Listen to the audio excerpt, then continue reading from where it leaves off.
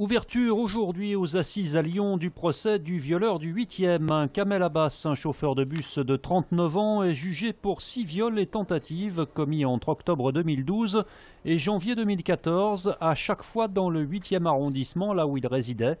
L'affaire avait provoqué un début de psychose, notamment dans le milieu étudiant.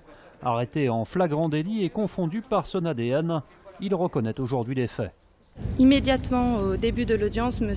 Abbas a entendu reconnaître l'intégralité des faits qui lui étaient reprochés et a immédiatement présenté ses excuses aux parties civiles qui étaient présentes.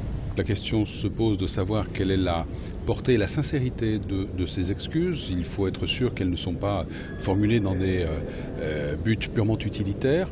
Néanmoins, c'est toujours bon à prendre pour les parties civiles. Il y a surtout quelque chose qui est, à mon avis, qui marque un point important dans ce dossier, c'est qu'une partie des faits était contestée par M. Abbas.